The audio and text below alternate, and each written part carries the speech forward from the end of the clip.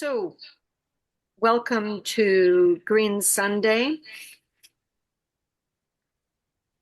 Green Sundays are a series of free public programs and discussions on topics of the day on the second Sunday of each month. The monthly business meeting of our Alameda County Council of the Green Party follows at 7 o'clock after a break. Council meetings and Green Sundays are open to anyone who is interested. And I would like to point out most of us are in Berkeley or Oakland. We are on stolen land, unceded land of the Ohlone people, and we honor the Ohlone people for their stewardship of this land, which is ongoing. So our topic today is International Women's Day, Reflections and Origins, Struggle for Equality, Class Solidarity, and Socialism. Laura Wells will open with reflections on what the words related to Women's History Month mean. Feminism, female, woman. No easy answers in these times. How do we, women and all of us, proceed toward building the big movement that's needed to move with strength and power toward the world that we want? Then, after Laura, Marsha Feinland will address how the history of women's struggles for their rights at the workplace and at the ballot box is intertwined with the history of movements, and I'll tell you more about her later. Now, about Laura, we're very honored and pleased to present Laura. She's been active with the Green Party of California since it began in 1992. Beginning in 2002, she ran for public offices, such as state controller and for governor of the state in 2010. With the platform of public banking and tax the rich, she often campaigned with Marsha, and they worked together on the 2022 Left Unity State, composed Left Unity Slate, composed of candidates from the Green Party and the Peace and Freedom Party. By the way, they both enjoy bird watching and Lindy Hop swing dancing. Take it away, Laura. Okay. Yeah, it was fun to run into Marsha in those other arenas and go, wow, you're into this too. Dancing and birds. There's something about both of those things that you can be totally focused on and sort of take your mind off the woes of the world for a while, which is a good thing. So I'm going to do the traditional kind of talk today where you say the formula is that you say tell them what you're going to tell them, and then tell them what you told them. So we'll see how well I am at how well I do at following that formula. And when Marsha comes in, I'm not sure that I'll know, but Justin, could you please just plain interrupt me at that point and let me know that Marsha's here because I may not be able to see that. Will Thank do. you, Justin. I see you nodding. Um, so the three things that I'm going to talk about is sort of feminism in the Green Party from my point of view, my history. And the second thing I want to talk about is an author named Chimamanda Adichie, who's a Nigerian. She lives in both Nigeria. She was born in Nigeria, and she lives both here, there, and in the United States. And she's written a bunch of books, and one of them is called "We All Should Be Feminists." And the third thing is talking about building that great big movement that we all know we need in order to change this what's happening in the world now and all the meta crises into what the world that we want. And so those are the three things: feminism in the Green Party, relating to Chimamanda Adichie, and that great big movement. Um, when I first came into the Green Party right after the huge effort that Greg Jan and a bunch of other people did to get 100,000 people registered in the Green Party so that we could become an official ballot qualified political party in the state of California. So that was January 1992 was when I first, a friend of mine said, Laura, I had a dream you were in politics. I said, I hate politics. He said, try the Green Party. And the Green Party had the values that I adore and the fact that they're all interconnected, they're not separate, and no corporate money. So that the boss is not where the money comes from. The boss is the people, which is where in a democracy the boss should be the people, not the money. Um, the 10 key values uh, first had something called post-patriarchal values. And that I don't know at what point it was that changed to feminism. And I remember that was a big issue that people, well, for one thing, people said, well, what does post-patriarchal values mean? But it was sort of a neutral, it wasn't explicitly feminist, because even at that point, 1992, feminist, even now, it has it's like so many descriptions of groups of people has a derogatory connotation. But the Green Party changed to where one of the 10 key values was feminism. So post-patriarchal values, which was a little bit more on the system side. So we lost a little bit in that, I think, became feminism and one of the 10 key values. And I remember sometimes people would say, we had a women's caucus at that point, and for the state meetings and for the local county of Alameda and all that, we had a women's caucus. And have still been friends with some of the people that I met there. And we we were quite effective in a lot of ways. Um, and the uh, and it would be good actually to have it be, to have a strong women's caucus now. But I remember people saying, "Oh yeah, explain to us what are the problems, like I don't really understand it." And I'd say, read a book. I mean, I've read a bunch of books and I'm a little busy to explain it to everybody. And I know other groups of people feel that same way. Um, but God, there's something that comes in and out of my mind, but when it comes back, I'll shout it out. Uh, so that's feminism in the Green Party. So it's been very strong, one of the 10 key values, and that's a good thing.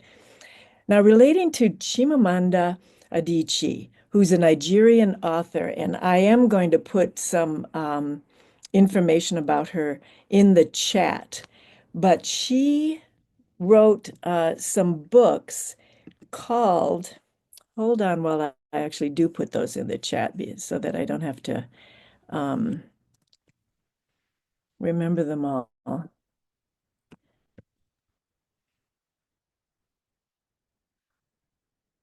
Okay, so chat to everyone. Does that come across? She wrote a book recently called We Should All Be Feminists. I've also listed some other books that she wrote. She wrote something, Half of a Yellow Sun, about Biafra, which was part of Nigeria. And it was a 3-year, a lot of people were like me, you'd heard of Biafra, but you didn't really know what it was all about. It was a wonderful novel. She's a great writer. Americana is a novel that was written sometime in the 2000s, about being a non-American Black in the U.S. And there's a link to her TED Talk, which is approximately a 20-minute talk that was called "We Should All Be Feminists." And here's what struck me. She was born in 1977. And I want to say that Marsha Feinland of the Peace and Freedom Party, whom uh, Phoebe mentioned, she will go into more of the history and the origins of Women's History Month. But just a couple of things that I'll say is that Betty Friedan wrote Feminine Mystique in 1963. In 1960, I just looked it up. Now, I think was 1966, the National Organization for Women was created partly by Betty Friedan and Shirley Chisholm, who ran for president. And in 1969, there was a court case that said that women meeting the physical requirements can work in many jobs that had been for men only. In 1972, Ms. Magazine came out. Okay, so all of these things happened in the 60s and the 70s, and Chimamanda was born in 1977. So it was the next generation and a half after the 1970s, which was the second wave of the women's movement. And I want to say, related to, I mentioned that in 1969, there was that court case that said that women should be, they can work in as many jobs that had been for men only. When I was a kid, the newspapers had the classified ads, and one section, they had help wanted ads in the newspaper. And one section was help wanted men, and the other section was help wanted women. And so I don't know whether it said male or female, but I think it said men and women. If you were looking for a job, you looked for the jobs in women, and guess how much they were paid? Well, the pay difference then was about 66 cents to the dollar that women were worth. And now it's something like 85 cents or something like that, 86 cents.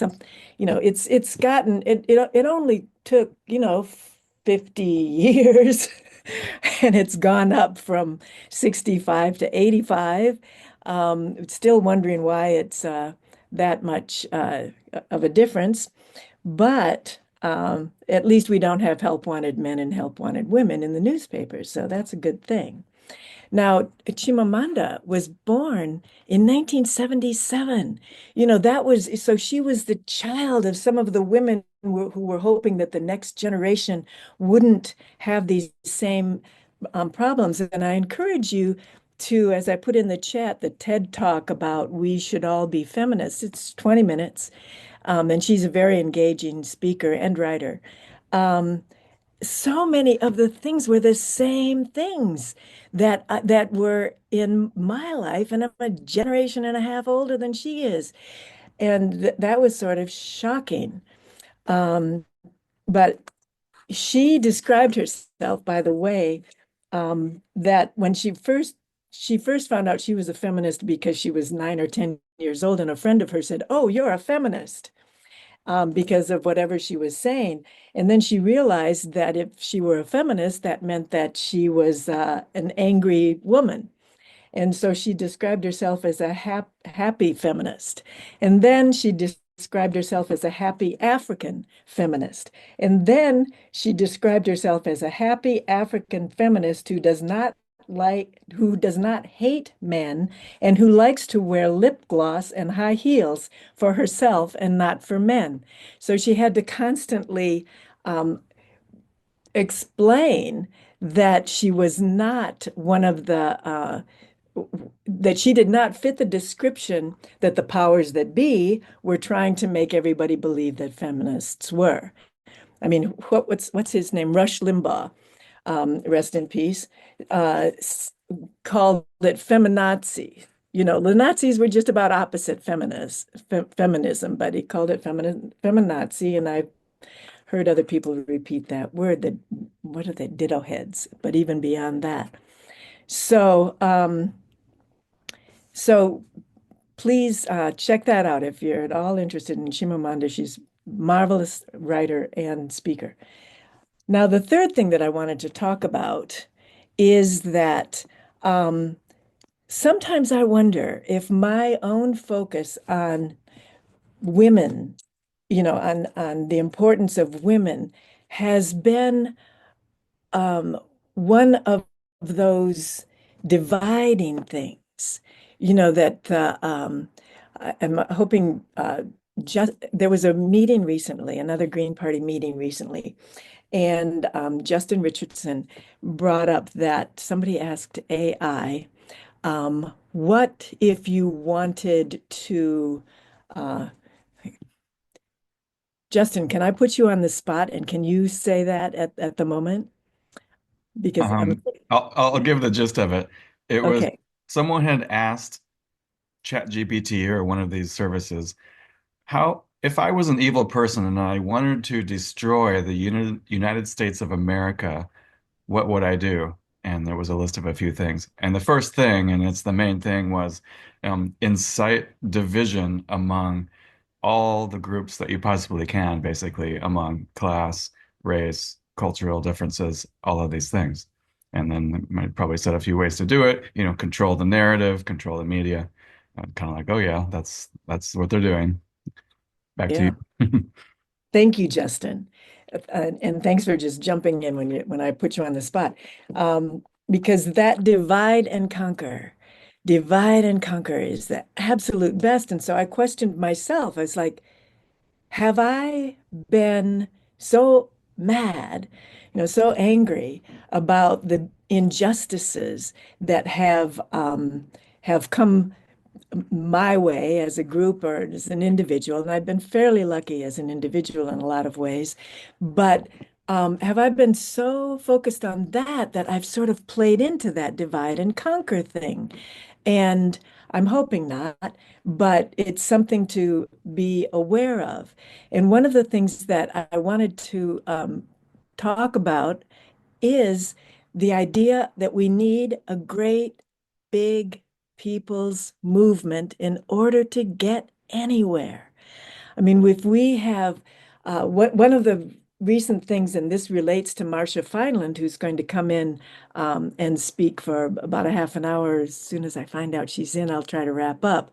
Then is that she's with the Peace and Freedom Party, and I'm with the Green Party. I sort of think of us as these two female elders of these two different parties. But in Marsha Feinland, I just saw a note. She's entered the waiting room, so she'll be here shortly.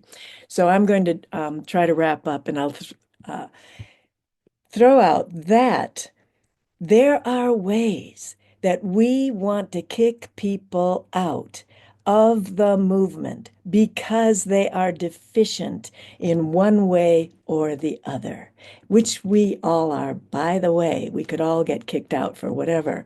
And that reminds me of one of the things I was going to say earlier about the Green Party history is that people often came in just because of our name, Green Party, that it was environmental. And you can't say just environmental, but that it was the focus was environmental. Whereas what its strength really is the understanding that the environment and social justice and real democracy and peace and nonviolence are all interconnected. Any problem in one area affects all the others. Any solution to any area, this is the good news. Anytime you help to solve any one of these, you help to solve the whole. So the solutions are interrelated. So many solutions cover peace. Oh my God, how important is that for the environment? No war. War is about the worst thing you can do to the environment. That's just one example. But so we need all of these different perspectives. And when people came into the Green Party, often they would come in, like, say, men would come in because of their focus on the environment. And they were like, what are we talking about feminism? What do we, why do we need feminism? Why do we, blah, blah, blah. In social justice, the real problem is the environment. If if the environment gets destroyed, we all get killed. That's the real important thing. Now, one of the things I've learned in all my Green Party history is that there is no one single important thing. There is maybe to you or to me, maybe at this time, the important thing. I can't tell you, I've run for office a few times, and people would say to me, Laura, you should make this one thing the whole focus of your campaign. It's like, no, there is no single important thing. It's all important. And so that people came in for the environment, or they came in for social justice, or they came in for peace, and learned about the other interrelated areas. But they weren't kicked out to begin with because they didn't get all the 10 key values, because they didn't get all the pillars.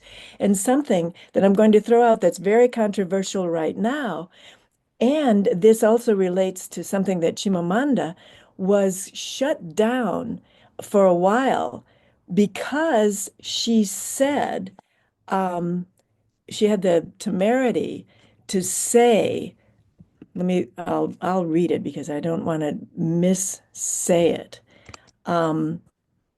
That just in an interview, she said,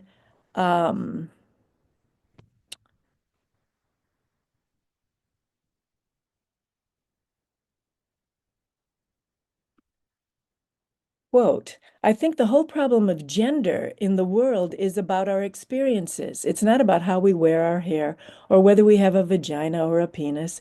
It's about the way the world treats us. And I think if you've lived in the world as a man with the privileges that the world accords to men, and then sort of change gender, I'm still quoting, it's difficult for me to accept that then we can equate your experience with the experience of a woman who has lived from the beginning as a woman and who has not been accorded those privileges that men are, end quote. And she was labeled a transphobe, and prizes and awards and interviews dried up for her. So people canceled her despite her enormous gifts because of a statement. And she said one of the problems that she found was that there was no debate about it. People couldn't say, well, no, it's like, our arm muscles, it doesn't matter that men's arm muscles are stronger than women's, you know, to be able to say something as simple as that and to get thrown out is something that divide and conquer has worked way too well.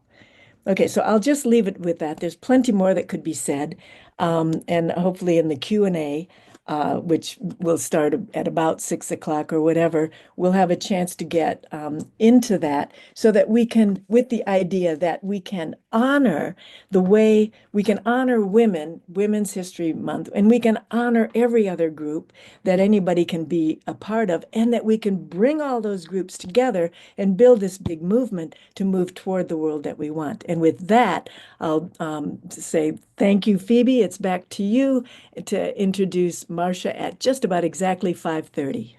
Good. So, Marsha Feinland is a longtime member of the Peace and Freedom Party of California. She has run for public offices, everything from Berkeley School Board to the U.S. Senate, and even one time for U.S. President. In 1994, she was elected to the Berkeley Rent Stabilization Board, helping to replace a landlord-controlled board with one that protected tenants. She's a retired teacher and a former teachers union activist who received a California Teachers Association Award in 2002 for her representation of fellow teachers at the site and for organizing district-wide teacher actions around contract negotiations. She was active in the abortion rights movement and helped to defend clinics when they were threatened by Operation Rescue. Thank you very much, Laura Wells, for your talk, and welcome, Marsha. We look forward to hearing you tonight. Okay, here I am unmuted. as we all should be, but not on Zoom, but in general.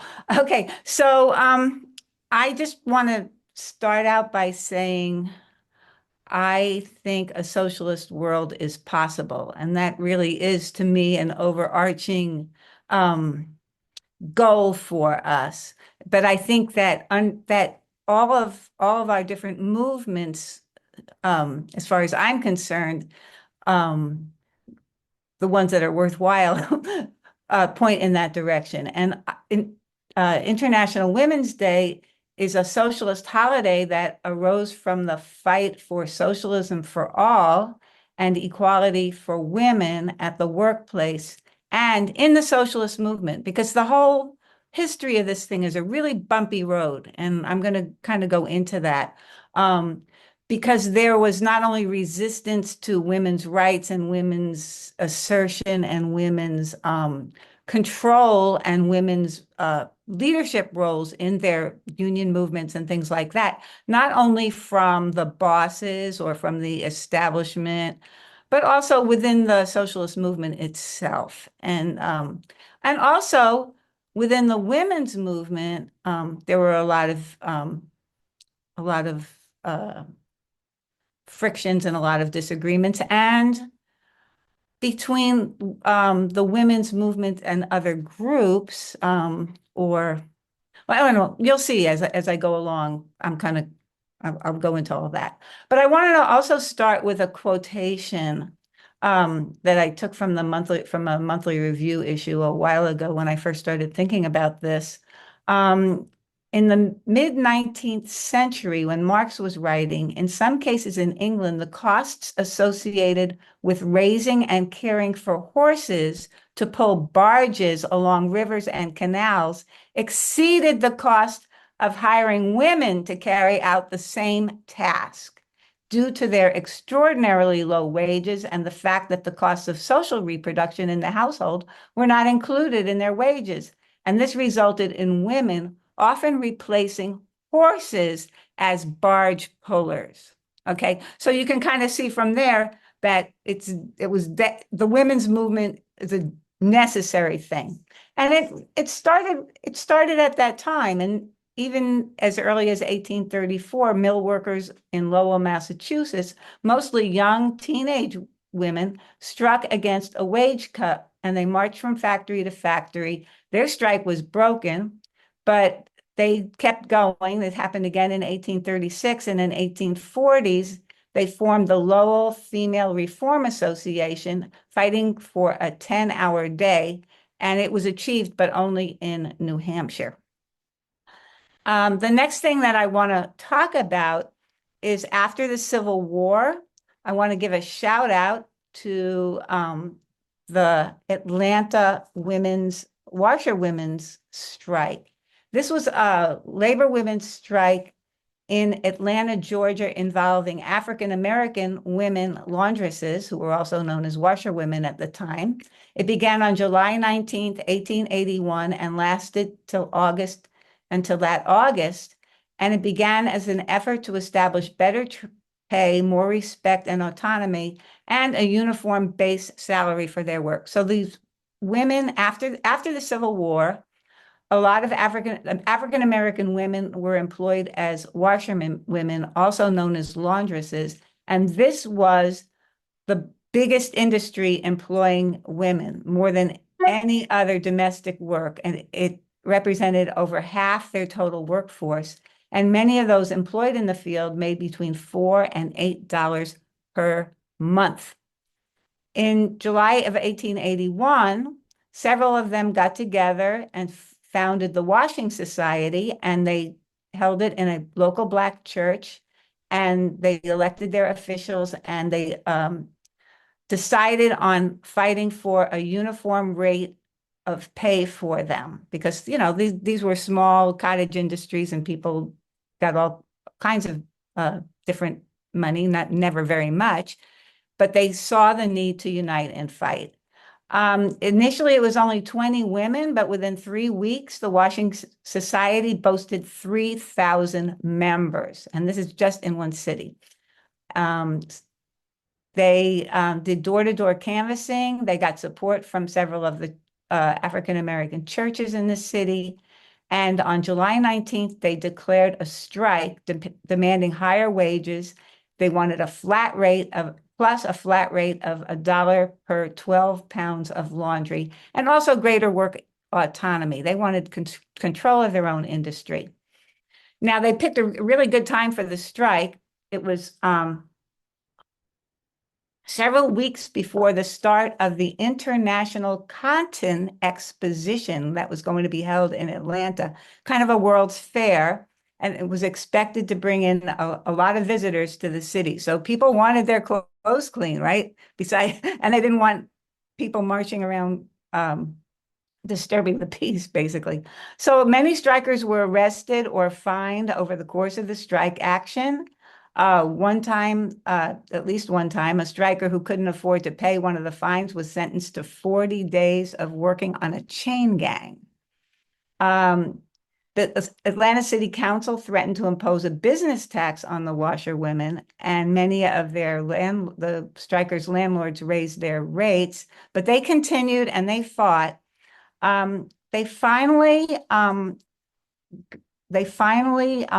issued an ultimatum to the mayor saying they would pay that license fee of $25, and they viewed it as protection. They viewed this basically as a racket or as extortion, but they agreed to pay it but they would continue to strike until if their demands for higher wages were not met, and the city acquiesced, and they got greater autonomy and higher rates in exchange for the $25 license fee. So that was one big early victory, and I really wanted to include it because a lot of times people view the women's movement as kind of a white movement, and I wanted to kind of highlight an early struggle of African-American women. However, I have to say that very often the struggles were separate, and we really need to have a movement where we unite and fight together, and that's going on much more now than it was at the time. I'm going to jump past a whole bunch of stuff, except I wanted to just mention certain organizations because they're going to come up later in the talk. One is the Industrial Workers of the World, the IWW, which was founded in 1905. And it was actually the first union that was actually organized to organize skilled and unskilled laborers, men and women, African-American and white workers. The problem is they didn't really believe that there had to be any special attention to pay to any particular group. So they said, oh, well, of course we represent everybody, but not everybody got represented in the end, although everybody did fight together. For instance, there were 200 delegates to their Chicago founding meeting. 12 of them were women. They did have Lucy Parsons speaking. Another prominent woman that belonged to the IWW was Elizabeth Gurley Flynn. She became a traveling organizer, and she took up women's issues.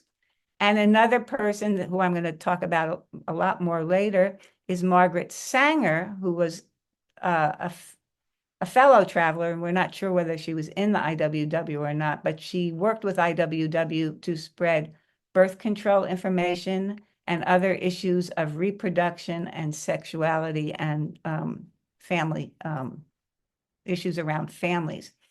They both supported the Lawrence Mill strike in 1912, and the other two organizations that are going to come up are the Socialist Party of America, I think that was SP, Socialist Party, and the Women's Trade Union League. So the Socialist Party was a political party. It ran candidates. It also later I'm going to talk about how they had a women's movement within the Socialist Party. The Women's Trade Union League was an organization of both women in trades union, working class women, and there were also some more middle class women in that league who supported women's rights at the workplace. Some organizations like that were dominated by the middle class women, but Women's Trade Union League actually, I think, played a really good role in the early strikes. So kind of shout out to that organization. I want to talk about, sorry, I have to drink a lot of water. I want to talk about one of the big movements. There are a lot of different strikes and things that went on, but I'm going to focus on one. I just want to ask people, I don't know if I can do this. Are people able to raise their hands and talk at this? It's not a webinar, right? I just want to know, what do you think of if I say something about the New York Shirtwaist Factory? What comes to your mind? Anybody want to holler it out or raise their hand or something? Disaster. Disaster. Fire. Okay, you think about the fire and you think Triangle. about disaster. I'm going to talk about what came before that. Okay, so this is about the New York Shirtwaist Strike of 1909. The fire was, I believe, in 1911. We know about that one, where the young women worked there were burned alive or jumped 10 stories to their death. This is a story of organizing and strikes by women workers that happened before that. But the reason I think this is important, it foreshadows the rise of women-led unions, and it also the change from the beginning, the very beginning of the change from the craft unionism of the day to the industrial unionism. The CIO, this was the time of the AFL, the American Federation of Labor. The CIO didn't form until the 1930s. So I want to describe a little bit about the garment industry at the time. There's a reason why they were organized into craft unions, I guess. And that's because the whole industry was very disjointed. It's not like you had a giant plant where everybody was employed and, some people had lower level jobs and some people had upper level jobs, but they all worked together. In the garment industry, it was mostly small shops. The men had skilled jobs at higher pay. The women were paid less. Even some who worked there were very few women who worked at the highest category, which I think was cloak makers. The women were paid less, and some were categorized as learners, even though they knew very well what their trade was, and they were paid even less. And some of the men who were still in the union were subcontractors. So that there were all these different little shops, and then there were the bigger factories or businesses that got the work from the women who worked in the little sweatshops. And they squeezed the wages of the work of the women so that they could make more money. That was the subcontractors. They were still considered the workers and part of the union. The women workers who worked in these little different scattered places, some bigger, some smaller, most of the time had to supply their own needles and thread, and sometimes even their own sewing machines. One of my relatives talked about that. Her mother worked in a sweatshop and had to bring her own sewing machine to work. And they had to pay for the electricity to run those sewing machines. So the union at the time that represented the garment industry was the International Ladies Garment Workers Union. You probably heard of that. You may even have some really old clothes that have ILGWU labels in them. Now that has joined with the Amalgamated Clothing Workers to form Unite Here. You might have heard of Unite Here, which is the contemporary union. The ILGWU was formed in 1900, and it was small at the time, and it was comprised mainly of male cloak makers. So in 1906, about 6 years later, a woman that I'm going to talk about quite a bit named Clara Lemlich helped form Local 25 of the ILGWU, with 6 other women and 6 men. Now, she participated in her first strike in 1907, and at that time, different crafts among the workers, when they went on strike, the other people kept working. I mean, it was really craft unionism, even within the same industry. They didn't go on strike at the same time.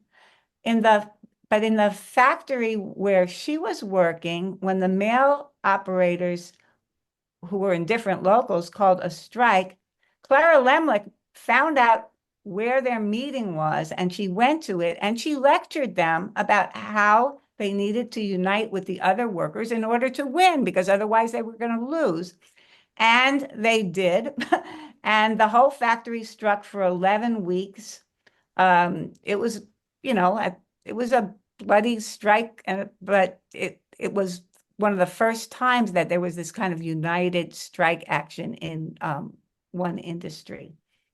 By 1909, there had been a number of spontaneous actions and the union grew, but they were still divided by the different crafts and the many different workplaces and the tactics by the shop owners and by their own inexperiences. And there were divisions by sex or gender and ethnicity. The industry was mostly Russian Jewish immigrants, especially the men. Among the women workers, it was a majority of Russian Jewish immigrants, but there were also Italian immigrants, and there were a few native-born in the United States. I guess they called them Americans, but and there were even a very few African Americans, although you don't hear about that very much. And that's one of the problematic things I want to mention. So on November 22nd, 1909, a meeting was arranged in this big hall at Cooper Union, where Local 25 was going to vote on the strike. And the meeting was organized by the ILGWU.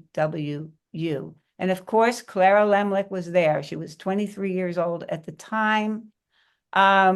She was already on strike. In fact, she had just come out of the hospital to go to this meeting because the hired thugs, the bosses hired thugs, and they assaulted her on the picket line. So at this meeting, Clara Lemlich listened to the men speak for a pretty long time. Different accounts say 2 hours, some say 4 or more hours. I believe that. Some of us who were in the movement, and never mind, listen to people go on for quite some time. After finally listening for a while, she got up and she declared in Yiddish, because that's the lingua franca of most of the Russian Jewish immigrants, that she wanted to say a few words of her own. And she said, "I have listened to all of the speakers and I have no further patience for talk. I am a working girl, one of those striking against intolerable conditions. I'm tired of listening to speakers who talk in generalities. What we are here for is to decide whether or not to strike. I make a motion that we go out on a general strike." And guess what? They did. So a general strike, we think of a general strike as being like a citywide general strike, like what happened in the 1930s. What they meant by a general strike was a general strike of all of the workers in the industry. And on the 24th of November, less than a day after the strike was called, 15,000 shirtwaist workers walked out of the factories. And more joined the strike the following days. The numbers swelled to 20,000 to 30,000 strikers, and it became known as the Uprising of the 20,000. Most of them were young women between the ages of 16 and 25 years old. 75 to 80% were Eastern European Jewish immigrants, and 6 to 10% were Italian immigrants. And that was actually a big achievement because they spoke different languages. Okay, I mean, they were thoroughly divided by where their shops were and what languages they spoke. They strikers protested against the long work hours and low wages, and they demanded a 20% pay raise, a 52-hour work week. Guess what? 52 hours. That still sounds like a lot, doesn't it? Additional payment for overtime hours and improved safety conditions. But the main demand was for the union shop.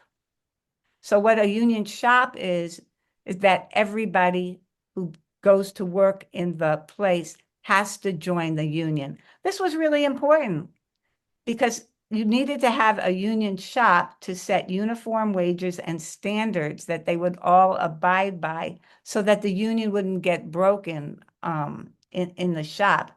That was, we will see, that was to them the most important demand. Well, I'll save that for later.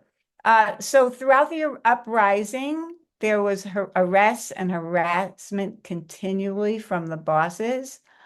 In 1 month, 723 people were arrested, 19 sentenced to the workhouse. Clara Lemlich, who had already been injured numerous times on picket lines, suffered from 6 broken ribs. She was arrested for a total of 17 times. And because of those outrages, or in general, the WTUL, the Women's Trade Union League, organized to help, and so did the Socialist Party. And they helped, they did strike support, they did provided for pay because the union funds were definitely not enough to support the strikers. And they provided some amount of publicity for the strike and sympathy kind of for the strike citywide.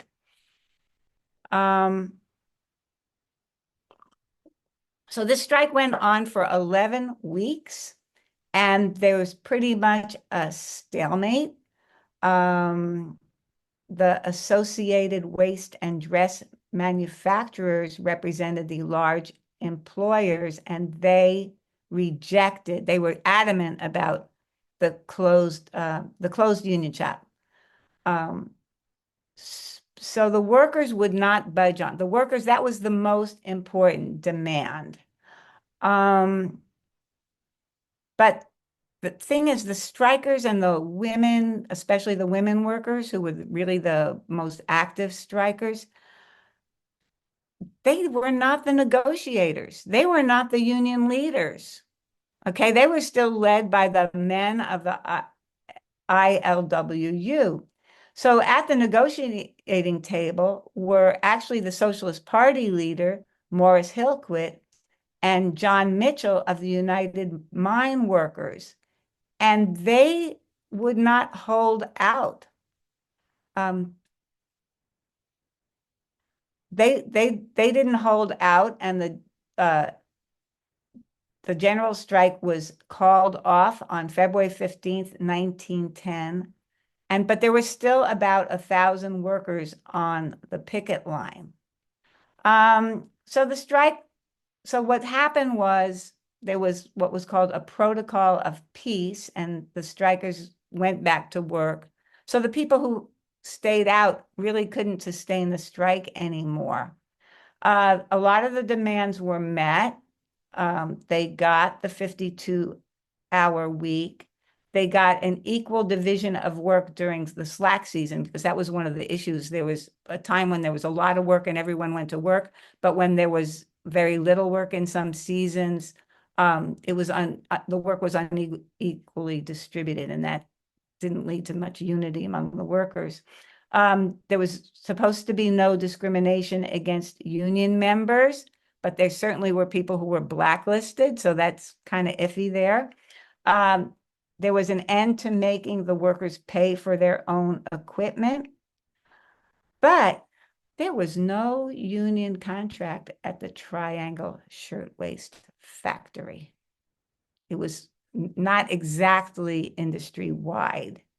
And so they didn't get the union shop, and they didn't get the safety provisions that they really needed. So that kind of leads us. Why did that fire happen? Well, they had defective fire escapes. You know, at that time they were, if you go to New York and you see the old buildings, there are fire escapes. The fire escapes didn't work and the doors were locked so that the young workers, the women workers couldn't go out and, you know, they had to stay on the job. So on March 25th, nearly 150 garment workers died as a result of the fire that consumed the Triangle Shirtwaist Factory. The workers were either burned to death or they died jumping to escape the flames. And Clara Lemlich was not there, but she had she was searching through where the dead were for her missing cousin, and she didn't find her cousin among the dead, so she was happy about that. But what did happen because of the Triangle Shirtwaist fire was a lot more sympathy was generated for those workers. But you can't say that, you know, that was, like you said, you remember that this was a real tragedy.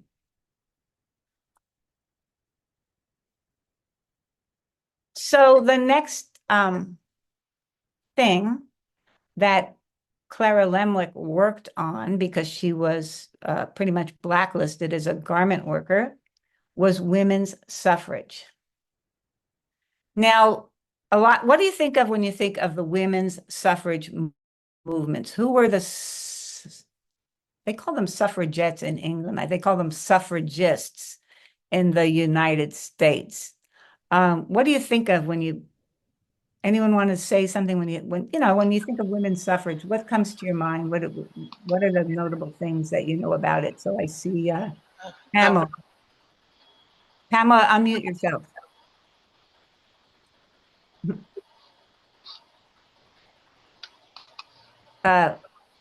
You're still muted. Are we ready? Yeah, the voting rights, like rights to own property or their own banking and things of that nature. So when you think, were yeah, what class of people does that apply to? a little above working class. A little above, and I see Carol Bolden has her hand up. What do you want to say something about suffragists or the suffrage movement? Well, yeah, I think of Alice Paul and all the women suffragists. Well, I mean, the first wave, which was, of course, Elizabeth Cady Stanton and Susan B. Anthony and so on, that wrote Right. the whole Declaration of Sentiments, and then they worked and worked and worked and worked to try to get the vote, and ended up having to. I mean, Alice Paul, thank goodness, she upped the ante, and they started having like protests outside. They chained themselves to the fence outside the White House, and got thrown in jail, and they went on hunger strikes. They got beaten up, and they really suffered trying to get the vote. Right. And So then, was that later on in the suffrage movement? So you mentioned the they finally got it. I mean, yeah, because they finally got it. So you mentioned Elizabeth Cady Stanton and Susan B. Anthony. So a lot of people think of the suffrage movement as being a movement of more middle class women and not a working class issue. And actually, it was a contentious thing among the among the union movement and in the socialist movement.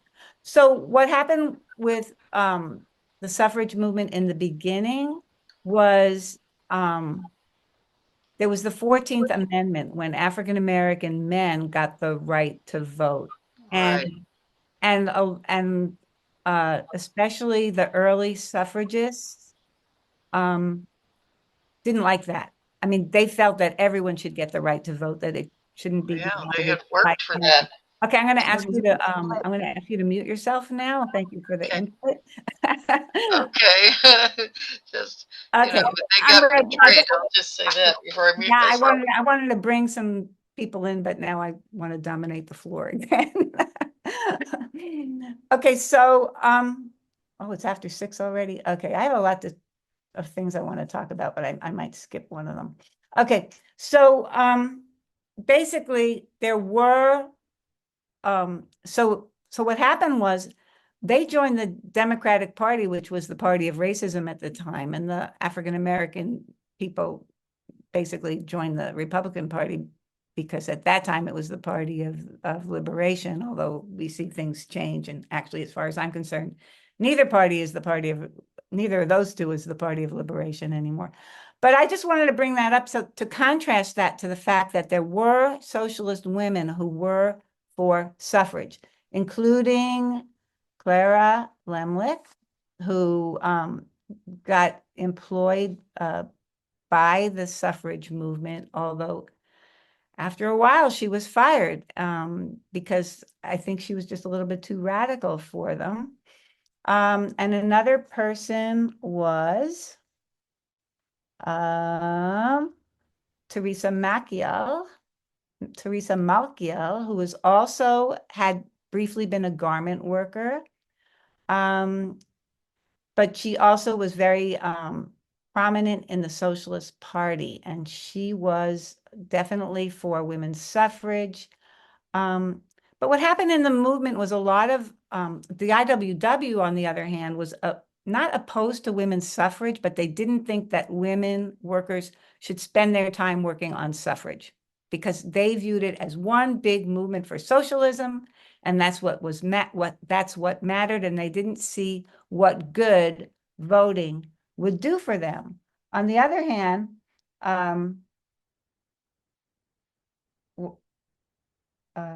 what other women, socialist women, saw the movement for the vote as another way of getting power and getting the kind of legislation that they needed at the workplace. But I want to come back to the issue of racism because a lot of people think of the early Socialist Party as possibly being a racist party and of the women's movement as not being a movement that embraced African American people. And there's a germ of truth to that. In the garment industry, there were African American women, but they didn't belong to the union. And there was very controversy in the different African American presses at the time of whether or not to support the strike. And the garment worker said, of course we have women in the union, but if you look to see how many, it was like 4. It was a tiny representation. So there was obviously racism in that movement. Teresa Malkiel was a prominent socialist woman who had been in the garment industry, but she got to become a speaker for the Socialist Party. When she went on a speaking tour in the American South in 1911, she learned that white socialists were practicing racial segregation. In one Arkansas town, she was invited to speak at a gathering of over 1,000 African Americans, but the party organizers would not allow it. In another meeting, the socialist local refused to allow African Americans to join. And at one event in Mississippi, she gave a speech in the pouring rain to a group of dues-paying African American socialists who were denied entry to the local meeting hall. Her scathing report was in the New York Call, which was, I think it was a socialist paper. Lord preserve us from this kind of socialists. We must not preach socialism to the Negroes because the white working men are foolish enough to allow their masters to arouse their prejudices against their fellow workers in order to keep them divided so as to play off one against the other. So as I kind of said in the beginning, it's a bumpy road, and hopefully we're making progress. And a lot of socialist women and women workers were on the right side.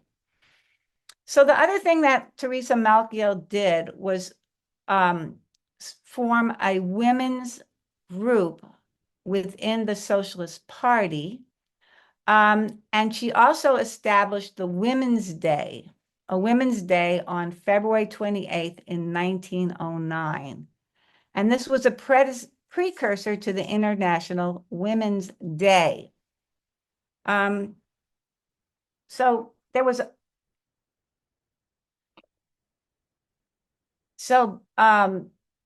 the women in Germany formed in the German Social Democratic Party. They held conferences, and by 1907, those conferences became international.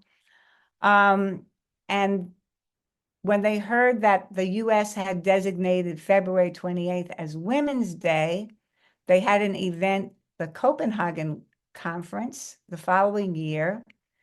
And the German delegate Louise Zeitz proposed the proclamation of an International Women's Day to be celebrated annually, and Clara Zetkin, another prominent German social democratic woman, seconded the proposal along with 100 female delegates from 17 countries. I hope I have a little more time because I'd like to read this statement. And I also really want to talk about Margaret Sanger. Okay, so I won't read the statement, but the first Women's Day was held March 19th, 1911. That was the date in 1848 when the King of Prussia had promised universal suffrage, but it didn't happen. It was changed to March 8th in 1913. But kind of the high point on that date was on March 8th in 1917. But, you know, the Russian calendar was different, so it was February. The Petrograd women, textile workers, struck for peace and bread, and the Russian Revolution began. And that was all kind of came together. So that was the origins of International Women's Day. And I usually end I've done this program before, and I've ended it at that point. But I have to talk about Margaret Sanger, because what do you think about, just give me 2 words, a few words. What do you know about Margaret Sanger? Birth control. Birth control. Anything else?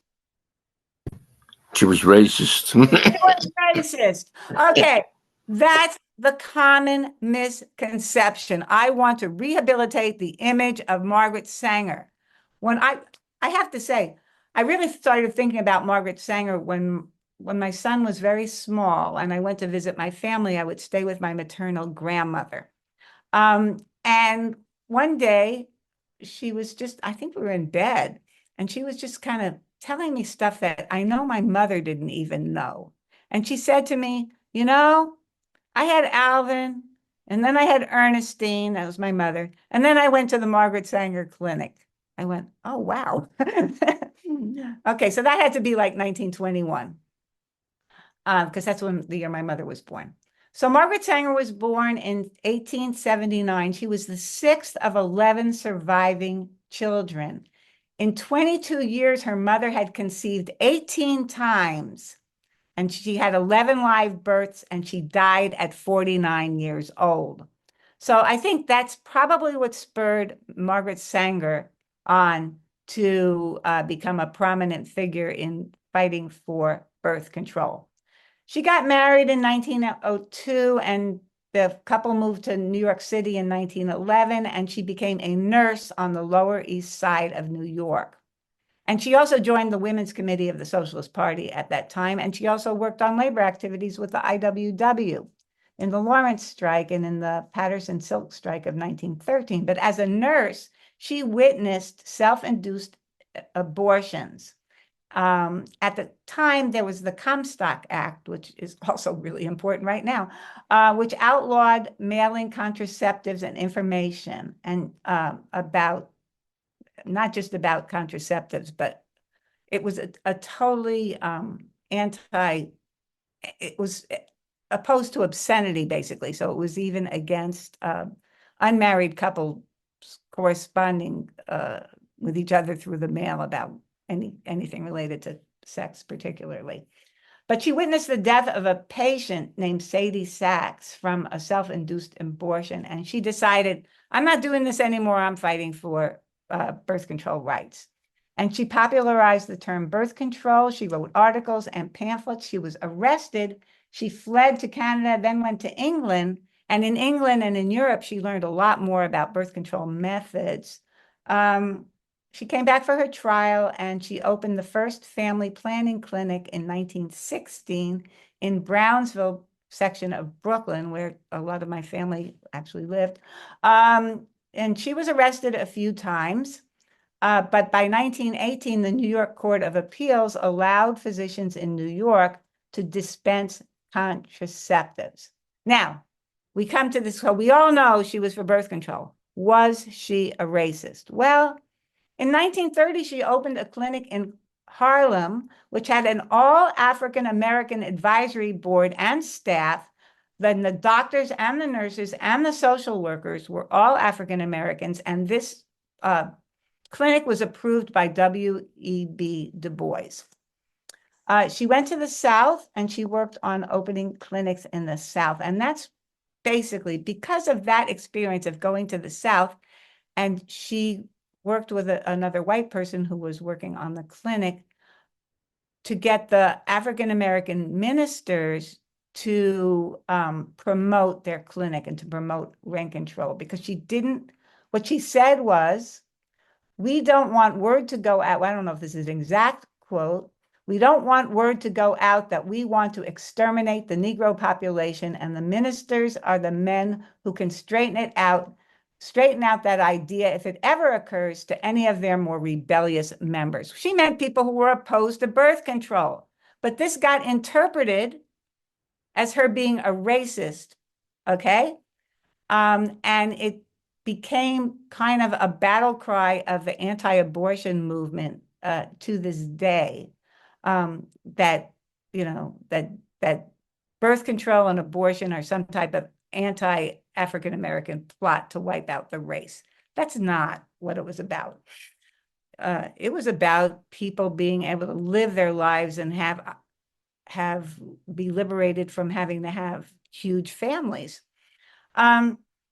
Now, then there's the issue of eugenics, because people say, oh, well, she was a eugenicist. She wanted to promote, and actually she did have a relationship with the eugenics movement. And some of that was not, I think the word that we would talk that she used was some people are unfit, but she didn't mean by race. She did mean by disability, and that is not a good thing, but it was a prevalent notion at the time that you would pass on disabilities, and you shouldn't do that. So yes, she did correspond with the eugenics movement in some way, but you have to understand that the eugenics movement was divided. And her approach to eugenics was influenced by her feminism. She supported the right of what she called fit, and that is problematic, fit parents to limit the size of their families, whereas mainstream eugenicists felt it was the duty of fit parents to have large numbers of offspring. Margaret Sanger thought everybody should have the right to make up their own mind. And she also thought that mothers should individually regulate their family size, whereas the mainstream eugenicists believed that government mandates should be employed. So I'm going to leave it there. You can think for yourself about whatever you think of Margaret Sanger, but I think she was a working class hero and a person who promoted really one of the things that women need very much for liberation is the right to control their own bodies. I know that you wanted to have open discussion. I have to mention the Comstock Act, because the Comstock Act of 1873 was the one that didn't allow the mailing of contraceptives, among other things. But it's called, the Comstock Act was never repealed. Okay, laws were passed that allow use of contraceptives. I know that even in the early 1960s, I heard from one of my relatives that they couldn't get birth control in Connecticut. In 1965, the Griswold decision was what allowed that made contraceptives legal everywhere in the United States. But it's a zombie law. And although it's considered unconstitutional or unenforceable, it was never repealed. And what's happening now is they're using the Comstock law to not allow the birth control, the abortion pills to be in the mail. That's the strategy now, is to revive the Comstock Act. They don't even have to pass a new law. They've got one on the books. So I'm going to end it there because I know you have precious little time for discussion, but I just really had to squeeze in all that stuff.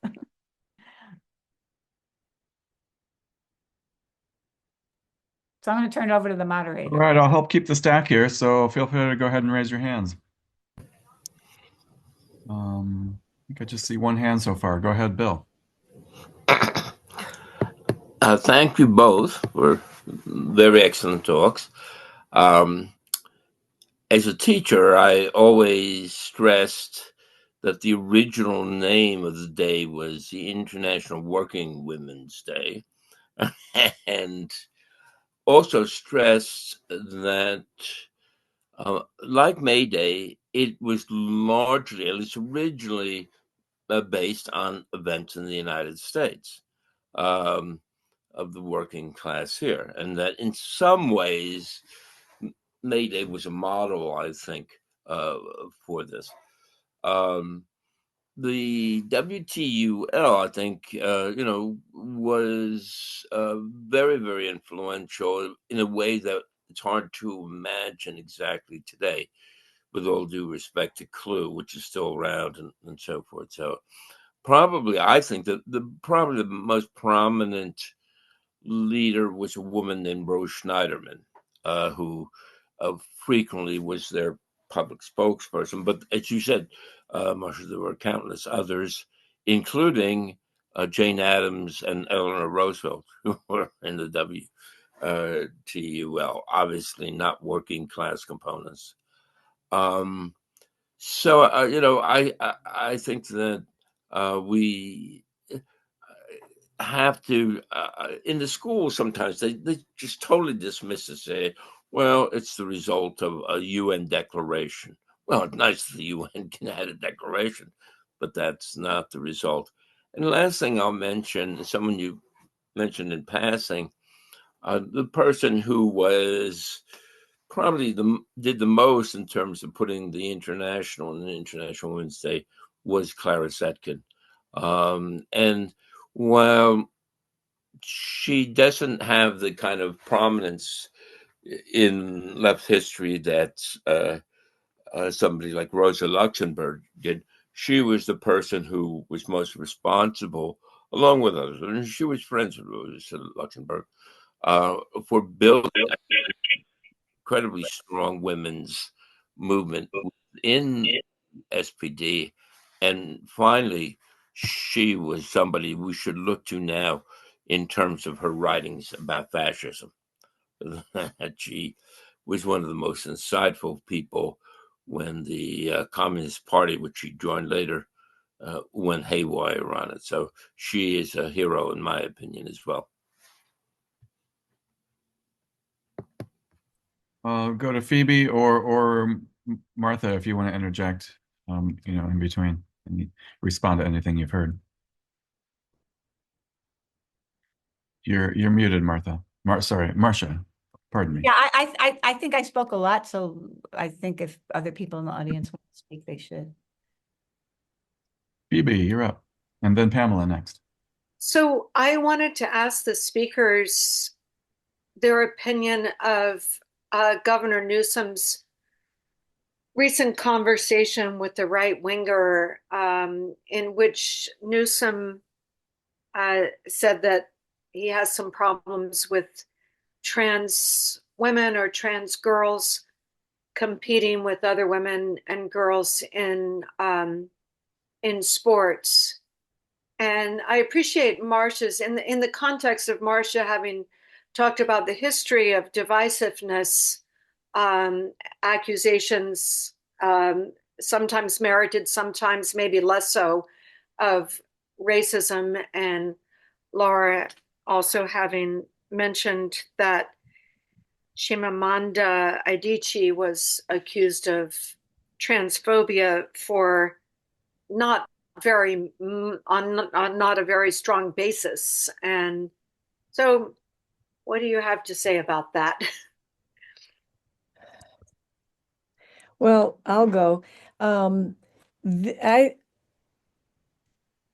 think that it's sort of surreal to me that we live in a world where somebody like Chimamanda cannot say that there is a difference between bodies that are born female and bodies that are born male. Both the bodies, the physical body, and the way that we're conditioned from the moment they say it's a girl or it's a boy. And so to be able, I mean, one of the things I read some about what Chimamanda said, but she said, another short paragraph, in the consequent backlash, Adichie wrote a blog post expressing horror at the accusations of transphobia and reiterating her support for trans rights. I mean, this is I'm going to interrupt the quote to say that trans people are very targeted and need protection, need safety. They're, okay, back to Chimamanda. But her desire for openness and frank debate, this is, I'm quoting from the article, including with Zoe Williams of the Guardian paper, who interviewed her after the lecture on freedom of speech in 2022, has put her at odds with those whose bottom line is no debate. And I think that's a key issue. And when you talk about Gavin Newsom, I honestly don't know what he said. But the fact that the minute somebody says there's a difference between somebody born female and somebody born male who transitions to become a trans woman, it's outrageous that equates, that results in an accusation of being transphobe. That's my opinion. Okay, I'll chime in here. So we're actually working on a statement on that because I'm pretty sure the Peace and Freedom Party is going to come out for the full rights of women. Because I think that trans women are women to participate fully in society. People don't understand what being trans means or don't understand the whole thing. People think there's this binary, there's men and there's women, and there's this set of hormones and this set of genes or chromosomes and this set of hormones and chromosomes. There isn't, okay? There's a lot of variation.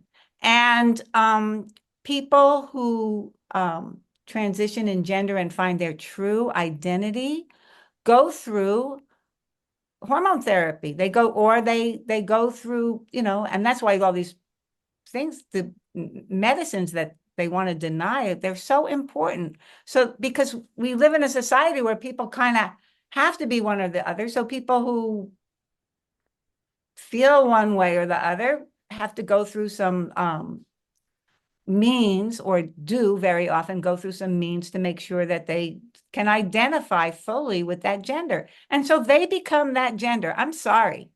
I was looking on our website and I see we identify someone as a transgender woman. I prefer, to identify people as they are identified. If a person is identified as a woman, they're a woman, okay? I know there's a lot of competition in sports, and that's kind of too bad. I kind of don't like the whole thing, all that competition. But there always has been competition in sports, and women were always accused of being more, I remember the whole doping thing, and women in sports who excelled being accused of taking drugs even if they didn't. So you know, I'm really totally, I think what we have is a lack of understanding, and people need to develop the understanding of what's going on here with gender.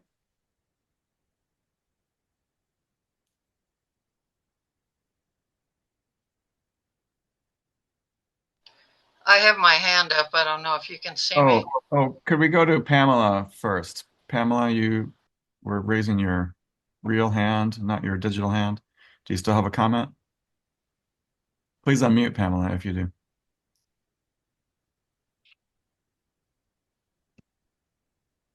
Are you able to unmute? I hit it. Okay, that should Got be it. it. Okay. Well, I competed in volleyball. Hard to say that I was not upset when the 6 foot tall woman, and physically I couldn't compete with that. But it's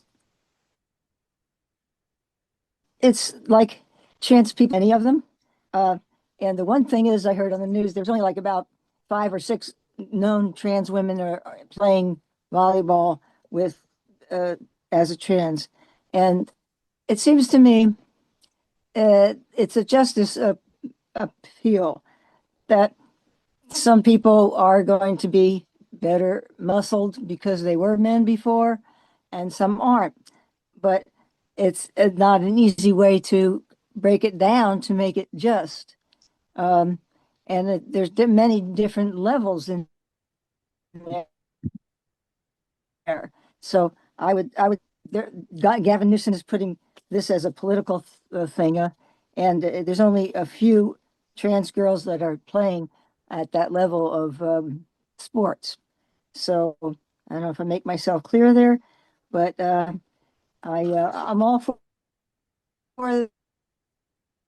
the people competing as long as age has gone far enough, and that's kind of hard to determine. Aside from that, I want to jump back because I just read all about Susan B. Anthony and first for a long time before she came into being a women's rights, and she was one of the very first. And she did vote one time because she looked into the Constitution that said if you're a citizen, you can vote, and she did. And of course, she got arrested. She was very early on fighting for women's rights, and then she got together with Katie Stanton, and we kind of know what happened after that. So I'll leave it at that. Thank you. We're close to the end of time, so Carol, could we hear from you? And then we'll turn it back over to Laura and Marsha to respond and wrap it up. Okay. Well, yeah, I want to say that I totally agree with Laura and totally disagree with Margaret. And as far as what Newsom said, what he said was it is deeply unfair, and it is deeply unfair because and there is no such thing. We are a sexually binary species. I'm sorry, but we are. And all of the stuff, all of the statements about sex is on a spectrum and so on are spurious because all of the disorders of sexual development are sex specific, and they're extremely, extraordinarily rare. And males that have gone through puberty have distinct physiological and anatomical advantages over women, and it is just women and girls, and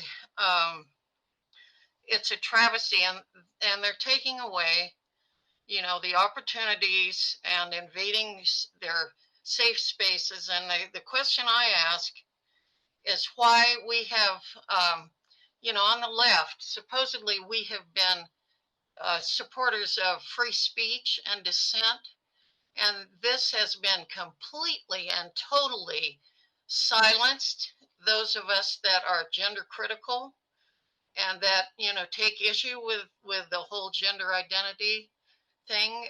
We have been not only silenced, but a number of people have been kicked out of this party over this. And I'm pretty disgusted about it. Frankly, I've held my tongue. I haven't said things in the California party about this, but now I'm going to. This is a ridiculous stance that we need to look at all kinds of things about this stuff. Who it's pushing, who's pushing it, who's benefiting from it. Those of you who think that this is okay for women to just be erased, and women's rights and right to opportunities, to dignity, to privacy, and to safety can just be trashed because men and boys who want to, in many cases, opportunistically claim that they're trans all of a sudden, in order to invade, sports and women's safe spaces, is, because they can't make it when they compete against other males, isn't it? It's outrageous. And I'm sorry, I've said my piece. Okay. So Carol, thank you. And I'm going to jump in just because I'm so time conscious, but I do want to contextualize my remarks again as saying that, well, there are a couple of big problems. One is no debate, but the big problem to me, and I put it in the chat, but do we throw people out because they do not believe the same way that we believe? And it may be that will learn in the future, but I don't know now. It may be that my belief will stay that way, and yet I believe in a better world along the lines of almost every, like maybe 9 out of 10 things, but I disagree with something. I'm so tired of seeing people thrown out over one area when we need a great big movement. And there are a lot of, whether it's about trans or whether it's about the word socialism, or whether it's about people who eat meat or don't eat meat, or whether it's about, whatever, people who get it about feminism, who get it about the climate, who get it about vaccines, whatever, whichever direction that they get. The issue is, can we accept the contributions that people have to give and not throw them out? So I've said my 2 minutes this time, and I'll leave it at that. Thank you, thank you, thank you. Okay. Marsha, do you have any final response? I also see Phoebe's hand, and we are out of time. So I'm going to give one of my minutes to Phoebe, and then I'll take a minute. Go ahead, Phoebe. okay, great. So that'll be it. Phoebe, then Marsha, and then we're done. Okay, I just wanted to say that there is a spectrum. There's a whole spectrum, even within the category of trans women. The first trans woman that I met in 1976 was very petite. You would never have guessed that she was trans. She was a beauty queen, and I would have no problem with her competing in sports with other women. But I also have a friend here in the Bay Area, and she has a very deep bass voice and sings in a choir as a bass, and it would not be fair for compete in women's sports. So there is a spectrum there. It's a complicated topic, and we need to figure it out. Thank you. Yeah. Well, thanks, Phoebe. So I bet your friend would even want to be on a women's basketball team, but I don't really want to beat this thing. I kind of agree that people have different opinions in parties, and they shouldn't be thrown out for one opinion. But at